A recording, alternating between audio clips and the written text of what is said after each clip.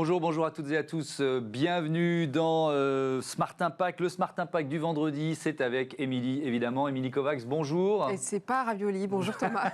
Non, on peut faire la vanne une semaine sur deux, effectivement. Toujours au Cité Copo, évidemment. Cité Copo, médias, experts de l'économie responsable. Voilà, on a fait passer le message, c'est essentiel. Comme chaque vendredi, on vous propose le grand entretien avec aujourd'hui Nicolas Chaban, le fondateur de C'est qui le patron, la marque des consommateurs. Il vient de verser 100% de ses bénéfices 2020 à ses partenaires agriculteurs. Il participera ensuite à notre débat sur la juste rémunération des agriculteurs qui cause de nombreuses manifestations en ce moment partout en France. Nous en discuterons avec Étienne Henriot, agriculteur à Sens et président de la filière culture raisonnée contrôlée. Enfin, dans Smart Ideas, vous découvrirez Denis Le Square, qui est directeur général de la Fondation pour l'audition. Il veut encourager la production de masques transparents. Voilà pour les titres. C'est Smart Impact et c'est le grand entretien tout de suite.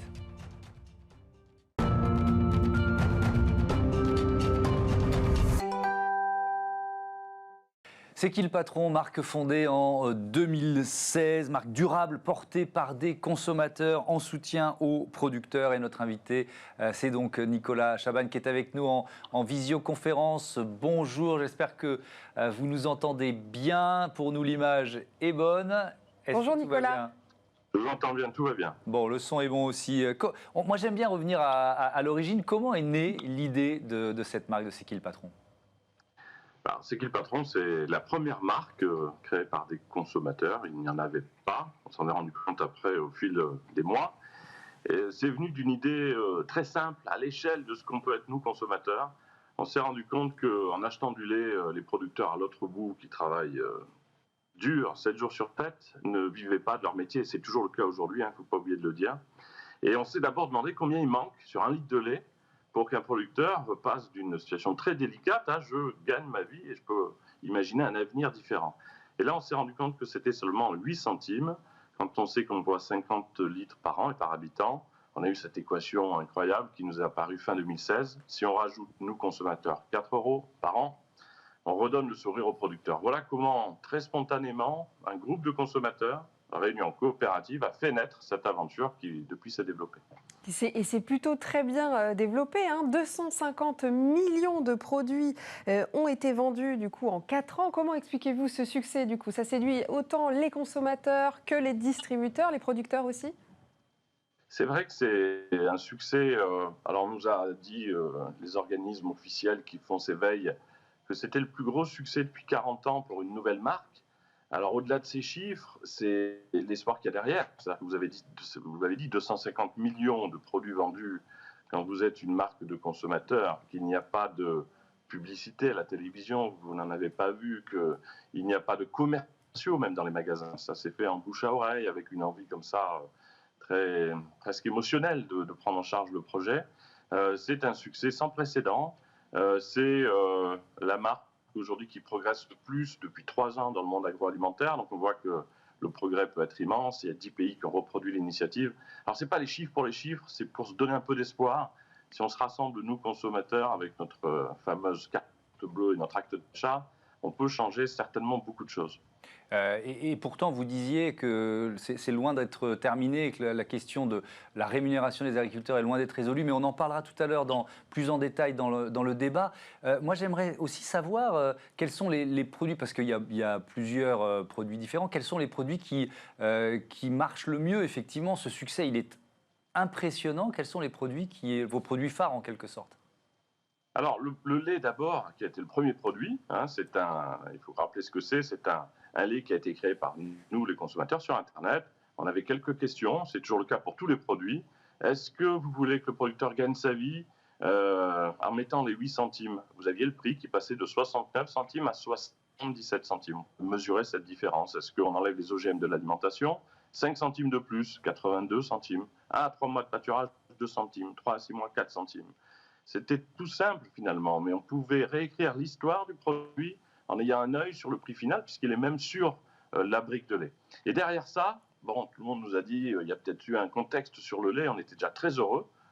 Le beurre bio est arrivé. Alors ça, c'est l'histoire la plus incroyable, on la raconte toujours avec plaisir. Pareil, sur Internet, on s'est dit, est-ce qu'on ne rajouterait pas des centimes en créant ce beurre bio, c'est qui le patron, le beurre bio des consos, pour aider les producteurs qui sont en conversion, ceux qui n'ont pas encore toutes les conditions du bio, mais qui pourtant ont les contraintes sans la rémunération. Ceux-là, il faut les aider. Et là, on a rajouté 15 centimes. Il y avait entre 0 et 20 centimes possibles. Tout le monde nous a dit, mais vous n'en vendrez pas. Vous êtes en train, vous, consommateurs, de rajouter des centimes, même si c'est pour préparer le bio de demain. Nous, distributeurs, on les enlève, les centimes. Eh bien, aujourd'hui, c'est le beurre bio le plus vendu de France. Donc, vous voyez, derrière le lait, ça raconte, bio. Ça raconte qu'il y a un vrai besoin de transparence derrière, d'engagement, c'est sûr, mais de transparence, notamment sur cette histoire de prix, effectivement, hein, qui est carrément visible sur le produit.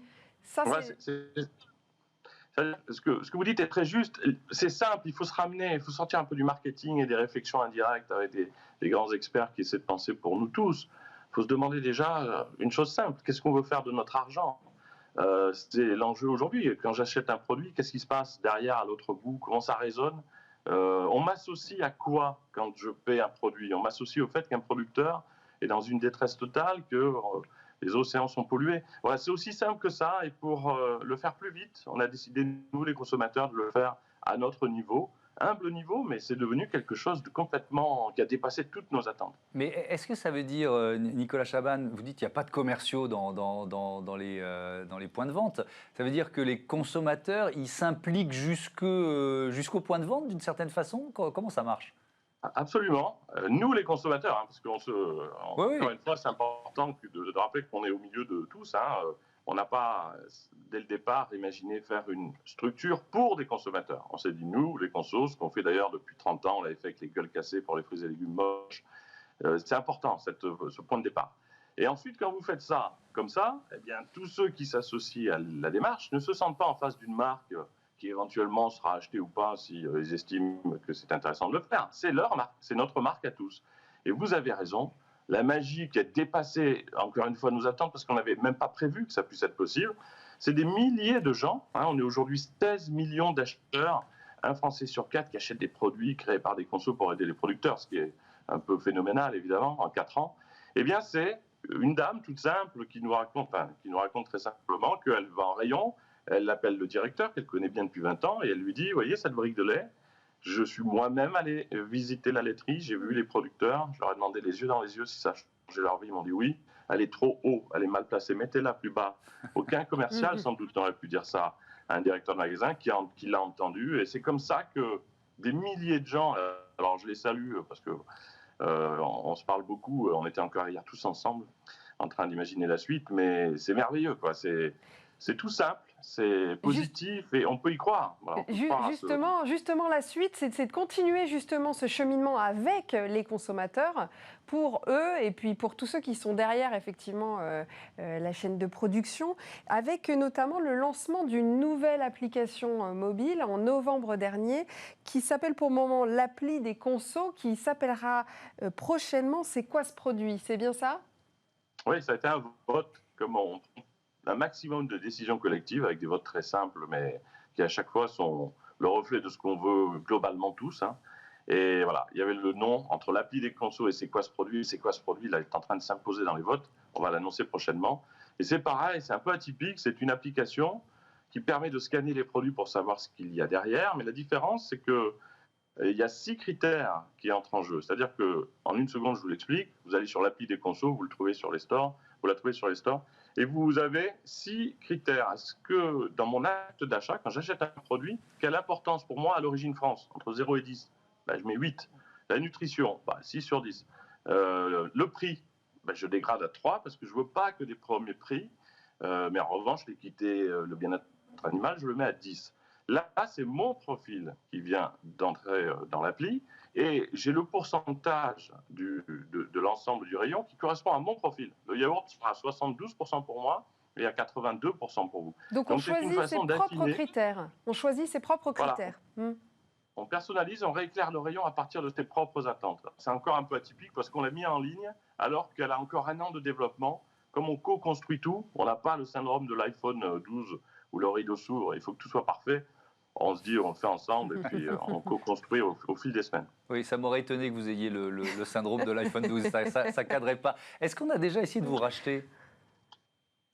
Alors, on a eu, ça c'est merveilleux, parce qu'au début, il y a eu évidemment des approches, mais tellement en douceur. Ça nous rassure. C'est-à-dire que les gens se disent, non, mais de toute manière, c'est impossible à acheter. Et c'est invendable. On l'a rendu invendable, notamment avec la coopérative. Qui achèterait une marque qui serait désavouée instantanément si elle n'était plus dans l'écran de départ? Donc, c'est le principe qu'on a voulu, même si ça a une valeur folle. Hein, c'est incroyable. Enfin, franchement, les coulisses de cette aventure sont dingues. Les 10 pays nous ont appelés. L'Allemagne a mis en place, l'Angleterre, l'Italie, la Grèce. Tout ça, ce sont des consommateurs à l'autre bout. Hein. Il n'y a pas de groupe de financiers qui s'emparent de l'histoire. Oui, vous inspirez beaucoup en Europe, c'est ça, hein, vous inspirez énormément en Europe. Votre concept fait des émules ailleurs. Oui, vous avez le petit logo de C'est qui le patron, Du bist ihr der Chef, Quien es el jefe, je ne saurais pas trop vous le dire en grec, mais en gros, c'est une déclinaison du principe avec des grands critères, transparence absolue, tout montrer, et bien sûr protéger les producteurs. Et c'est comme ça que ça se développe là. Le 10e pays, c'est la Hollande, le Pays-Bas, qui vient de se lancer. Est-ce qu'il y a un nouveau produit à venir sous la marque C'est qui le patron? Oui, ça y est, je me transforme en vendeur de produits. Vous avez, en plus, c'est vrai que ça résonne de ce qui se passe derrière. La crème fraîche, ça a été très demandé parce qu'il y a ce lait, mais quand vous prenez du lait écrémé, demi-écrémé, vous enlevez la crème. Eh bien, on récupère cette crème de ce lait qui porte pas mal de valeur, et la crème fraîche arrive là prochainement, et on aura donc bouclé la boucle, la globalité de la production laitière sera proposée à travers cette crème fraîche, et crème liquide. Et ben voilà. Bien, alors Nicolas Chavannes, vous restez évidemment avec nous parce que l'objectif, enfin le but de tout ça, c'est de mieux rémunérer les agriculteurs, et c'est le thème du débat tout de suite.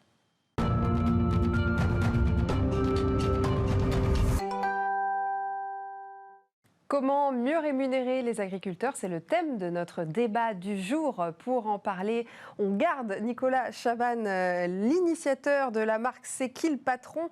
Et nous avons avec nous en plateau Étienne Henriot. Bonjour, agriculteur à Sens et président de la filière culture raisonnée contrôlée. Merci d'être avec nous pour parler de ce thème qui fait beaucoup débat en ce moment, notamment dans l'actualité. Il y a beaucoup de manifestations d'agriculteurs qui expriment leur colère de dire mais on ne comprend pas pourquoi on subit encore cette pression de la part des distributeurs.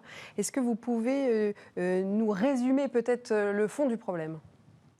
C'est-à-dire qu'il y a plusieurs paramètres aussi qui entrent en jeu. C'est-à-dire qu'il y a effectivement la vente de nos produits, mais il y a aussi l'évolution du changement climatique a des incidences sur les potentiels de récolte, etc. Donc il y a des réactions et des difficultés qui sont rencontrées par les divers producteurs. Donc à ça vient s'ajouter bien sûr la pression du marché. Et c'est normal que dans la suite de grands débats qui ont eu lieu encore récemment, les Egalim, etc., le monde agricole soit toujours impatient par rapport à une attente de la rémunération de son travail. Mais certains de vos collègues sont rudes. Hein. Le Jean-François Lamas, qui est président de la FNSEA 31, c'est quoi, c'est du côté de Toulouse, ça, il dit dans un communiqué, les demandes de déflation de la part de la grande distribution sont indécentes, alors que les distributeurs ont réalisé des résultats exceptionnels au regard de l'année écoulée, chiffre d'affaires en augmentation, etc. Vous êtes dans ce bras de fer avec la grande distribution? Alors, dans le cas de l'organisation de notre filière, qui s'est fait autour d'une volonté d'un cahier des charges de production. Il y a plusieurs cahiers des charges aujourd'hui sur les céréales essentiellement. On a travaillé justement sur non seulement ce que pouvait attendre le consommateur en termes de production, de qualité, etc. Et donc aussi de savoir comment on pouvait mieux valoriser ce que nous faisions. Ce qui nous a poussé à organiser un peu, à s'organiser en filière. C'est-à-dire vous avez certes la production, mais vous avez ensuite le meunier, la première transformation, la deuxième transformation avec éventuellement des industriels, et puis vous avez la distribution. La distribution, c'est qui? C'est la boulangerie artisanale, et c'est, on va dire, la grande distribution et des réseaux de boulangerie. Donc la grande distribution dans notre filière est présente. Dans le conseil d'administration que j'ai le privilège de présider aujourd'hui, la grande distribution est présente. On échange bien sûr sur toutes ces thématiques. Et nous nous retrouvons régulièrement avec eux pour justement faire valoir que lorsqu'il y a des efforts particuliers de fait pour améliorer le prix, on a une oreille effectivement attentive. Bon, je ne vous vois pas très vindicatif parce que vous êtes en discussion avec eux. Je voudrais entendre Nicolas Chaban sur ce thème-là, parce que vous disiez tout à l'heure, malgré nos efforts, malgré ce mouvement de consommateurs que vous incarnez, malgré cette marque, c'est qui le patron, il y a toujours des producteurs de lait qui ne vivent pas de leur travail. Oui, c'est important de... Voilà, c'est pas parce que c'est un immense succès, c'est qui le patron, qu'il y a des milliers de familles qui ont été aidées, même toute la filière lait en a profité parce que le producteur de la laiterie, qui est une autre laiterie que celle de C'est qui le patron, on va dire au distributeur, regardez, c'est un peu plus cher et ça marche. Donc il y a eu une influence globale. Mais il y a encore une injustice totale. Monsieur le disait, en vous écoutant, c'est pas possible de ne pas considérer que des producteurs, des agriculteurs, des paysans qui nous nourrissent, nous consommateurs, puissent être comme ça livrés à des discussions où c'est absolument trop souvent déséquilibré avec la distribution. Ce que nous, on a réussi à faire de façon très bienveillante, et tout le monde le prend très bien, c'est de se mettre dans ces réunions. Mettez un consommateur dont c'est l'argent qui produit l'ensemble de ce système dans une réunion où il y a des distributeurs et des producteurs, et vous verrez que beaucoup de choses changent. Je rappelle, Nicolas Chaban, que C'est qui le patron a reversé 1,5 million d'euros à ses producteurs, soit 100% de ses bénéfices en 2020. Pourquoi ce choix, j'allais dire, rendu possible grâce à vos actionnaires que vous n'avez pas d'ailleurs? Non, mais ce sont des sociétaires, c'est-à-dire que oui. C'est beaucoup plus simple que ça. C'est un choix collectif. Je vous raconte très vite l'histoire. Premier confinement, vente record de farine, de beurre, de lait. Et nous, on est pris dans cette montée de vente parce que les gens se confinent et d'ailleurs sont en détresse. 300 000 euros en 2 mois de gains additionnels. Quand vous êtes consommateur, ce que nous sommes dans une COP, on n'a pas de business plan et d'actionnaires à qui il faut donner des dividendes. On n'en donne pas de dividendes. Tout reste dans le système. Bien, vous vous retrouvez avec des ventes records. Qu'est-ce qu'on a fait? On a récupéré cet argent, on a fait un vote collectif et on l'a ramené notamment vers les producteurs, mais aussi les commerces fermés, les gens en difficulté, parce que dans une crise globale, il ne peut pas y avoir une famille de gens qui gagnent pendant que tout le monde d'autres perdent. Voilà. C'est aussi simple que ça. Et comme on a pu le faire, on est très fiers de pouvoir le faire, une petite marque de consommateurs prend tous ses bénéfices. Il y a une année dingue là en 2021, et non seulement les producteurs vont être soutenus, évidemment, par ces 1,5 million d'euros, et sans doute plus, parce que ça progresse chaque année, mais également des étudiants, des commerces qui ferment, des gens qui sont victimes du Covid. C'est une façon de donner encore plus de sens à son acte d'achat. Et on espère que bien d'autres produits pourront faire la même chose pour que d'autres producteurs soient aidés et d'autres gens en difficulté soient aidés. Étienne Henriot, c'est une des solutions. Quelles sont des autres solutions que vous pouvez faire à votre échelle? Alors nous, on s'est attardé et on s'est attaché à essayer de valoriser notre produit en tant que tel. Vous êtes céréalier. Moi, je suis céréalier, c'est-à-dire que je cultive du blé, de l'orge, du maïs, et du colza, qui n'est pas une céréale. Mais, vous présidez cette filière culture raisonnée, contrôlée, d'ailleurs, qui a des engagements responsables aussi, vous peut-être le souligner. Oui, donc cette filière qu'on appelle, nous, le GIE-CRC, c'est un peu technique comme appellation, mais c'est notre organisation qui le veut. Donc, on a organisé ceci autour, justement, de cahiers des charges de production à l'échelle de l'agriculteur. Alors, la différence par rapport à tout ce que l'on voit, vous évoquez éventuellement des demandes qu'on pourrait avoir de la part de la grande distribution ou d'autres acteurs majeurs, c'est que très souvent, on vous propose un cahier des charges. On vous dit, voilà, nous, on veut ça. On vous propose, on vous l'impose, du coup. Est-ce que vous pouvez faire ou pas? Si vous ne pouvez pas, tant pis, je vais voir votre voisin. Nous, on a raisonné complètement différemment. C'est-à-dire qu'on a dit, c'est nous qui allons écrire le cahier des charges, nous, les agriculteurs, et on va aller au-devant, disons, dans la filière, au-devant des clients, pour leur dire, est-ce que ça vous intéresse? C'est comme ça que les choses se sont passées. Et comment la grande distribution répond à ça? Parce que vous nous l'avez dit tout à l'heure, ce n'est pas votre seul client, mais malgré tout, la démarche, alors on ne demande pas à toutes les entreprises de reverser leurs bénéfices, mais la démarche de C'est qui le patron, on pourrait à tout le moins attendre d'un secteur qui a, je mets des guillemets, profité de la crise Covid, d'être un peu plus souple dans ses relations avec les agriculteurs. Est-ce que quand vous faites cette démarche auprès de la grande distribution, ils vous écoutent? Alors, moi, je ne suis pas en contact direct avec la grande distribution. Moi, je suis dans des filières qu'on dit semi-longues, voire longues. Donc ça veut dire que ceux qui sont en contact avec la grande distribution, ce sont les fournisseurs soit de pain pré-cuit, soit de farine ou de produits transformés. Moi, je ne suis pas en direct. L'intérêt de notre filière, oui, mais vous subissez indirectement la pression s'il y a une pression sur les prix de la grande distribution, vous allez la subir indirectement. Oui, c'est pour ça ce que je vous dis. Moi, l'organisation telle qu'elle est, celle que je préside, me permet, et mine de rien, on est quand même 126 adhérents aujourd'hui, donc nous permet, d'avoir un contact direct avec eux quelque part, en passant à l'intérieur de la filière. Donc il y a une concertation permanente. On n'est pas naïf. Bien sûr qu'il y a des difficultés, qu'il y a des pressions qui sont mises dans les relations commerciales. Mais néanmoins, nous, quand on vient avec notre façon de voir, avec notre philosophie, avec ce que l'on veut faire et comment on voit les choses, on essaye de leur apporter aussi des éléments pour eux qui peuvent les aider dans leur communication, dans le positionnement. On est plutôt dans du haut de gamme. On n'est pas dans le produit de base. Dernière question, Nicolas Chaban. Est-ce que vous avez quand même le sentiment que votre exemple met directement ou indirectement la pression aux grandes enseignes ? On l'espère. Et d'ailleurs, j'en parle très ouvertement avec eux. Est-ce qu'on peut appeler ça de la pression ?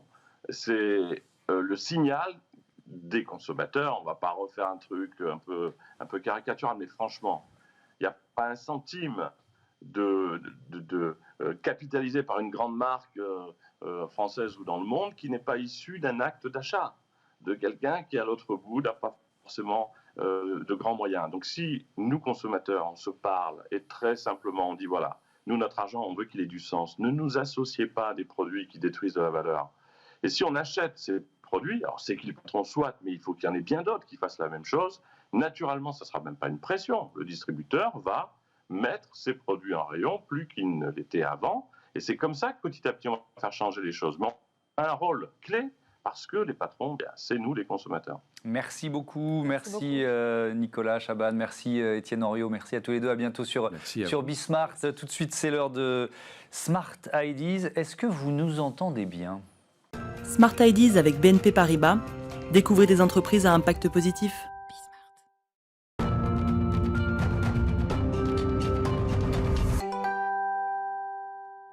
Et pour ce Smart Ideas, on reçoit le directeur général de la Fondation pour l'audition. Bonjour Denis Le Square, bienvenue. Bonjour à vous. Heureux de vous accueillir. Votre mission, c'est de faire progresser la cause de la santé auditive, on peut dire ça comme ça ? Voilà, alors plusieurs grands sujets. Alors faire progresser la cause de la santé auditive, les trois sujets sont tout aussi importants, j'insiste bien. Soutenir, développer la recherche scientifique, médicale et l'innovation. Améliorer le quotidien des personnes sourdes ou malentendantes.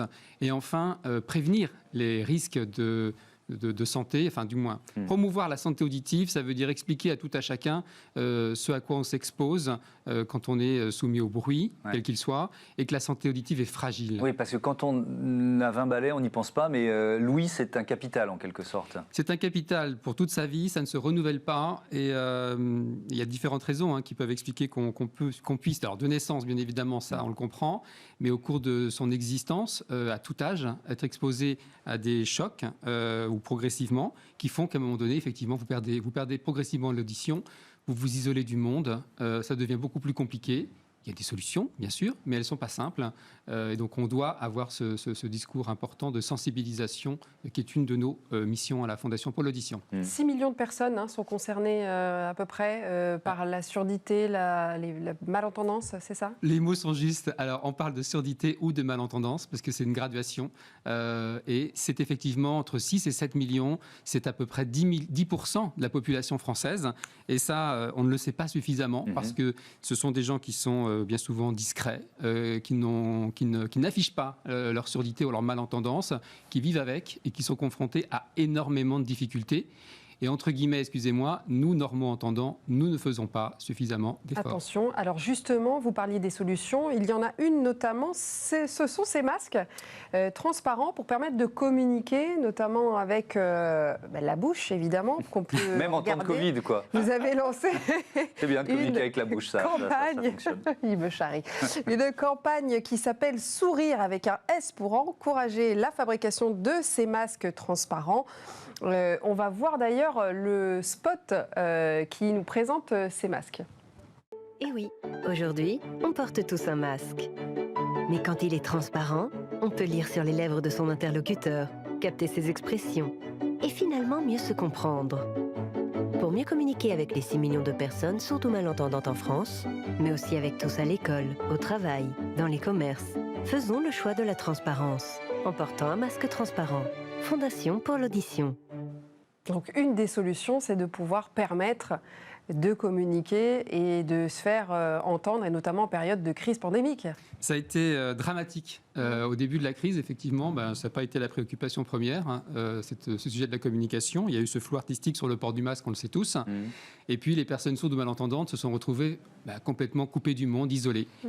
La Fondation pour l'audition a soutenu certaines filières qui se sont effectivement imaginées à inventer un produit spécifique, adapté aux normes.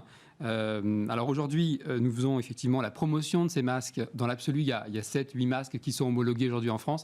C'est hyper important. Ce n'est pas un masque pour les personnes sourdes ou malentendantes. C'est un masque pour que les normo-entendants puissent effectivement se faire comprendre des personnes sourdes ou malentendants. Dans la vie de tous les jours, à l'école, c'est dramatique. Les écoles doivent s'équiper lorsqu'elles ont un enfant en situation qui atteint une surdité d'une malentendance. Les professeurs doivent s'équiper. Madame Cluzel l'avait rappelé, les rectorats se sont mobilisés. C'est pas encore tout à fait au point, mais voilà, c'est important de le dire à l'école, dans le monde professionnel également. Je veux dire, c'est hyper important que les entreprises prennent les devants et anticipent ces sujets. Ce n'est pas toujours aux personnes concernées de devoir se manifester et de réclamer quelque chose qui doit être complètement fluide dans l'entreprise. Dans les EHPAD, on l'a vu aussi, et c'est pas que les personnes sourdes ou malentendantes. Je vais insister là-dessus. Mais aujourd'hui, ça représente une toute petite part du marché, alors qu'il faudrait que quasiment on le porte tous, quoi. Il faudrait qu'on le porte tous, c'est ce que je vous invite à faire. Dans les médias, nos hommes politiques, alors je regrette, je l'ai dit récemment à Sophie Cluzel, qui elle le porte, si vous voyez Madame Cluzel quand elle est à l'Assemblée ou quand elle intervient, elle le porte. Il faudrait effectivement que nos politiques, lorsqu'ils ont l'obligation de porter un masque, et oui, c'est hyper important. Alors il y a un très gros effort qui a été fait, je souligne ça d'ailleurs, lors des interventions du Premier ministre ou du Président de la République. Vous avez, je ne sais pas si vous avez vu cette nouveauté, ce qu'on appelle la vélotypie, la retranscription simultanée des propos tenus par le président ou les premiers ministres. Ça, c'est une grosse nouveauté. Il y a eu aussi effectivement la langue des signes qui est apparue de façon beaucoup plus systématique pour toute intervention gouvernementale. Vous voyez, ces petites choses, ça change véritablement la vie des personnes sourdes ou malentendantes. Voilà, il y a des progrès. Bien, à bon entendeur, on termine là-dessus. Merci Denis Le Square, à bientôt sur Bismart. C'est la fin de cette émission. Merci Émilie. Merci beaucoup Thomas. Vendredi prochain pour un autre grand entretien, évidemment. Moi, je vous donne rendez-vous demain pour Smart Future, l'émission des entreprises qui innovent. Tiens, d'ailleurs, vous lancez un prix Inclusion Surdité pour récompenser les innovations. Je signale aux entreprises qu'elles ont jusqu'au 15 avril pour candidater. Merci. Salut, bonne journée.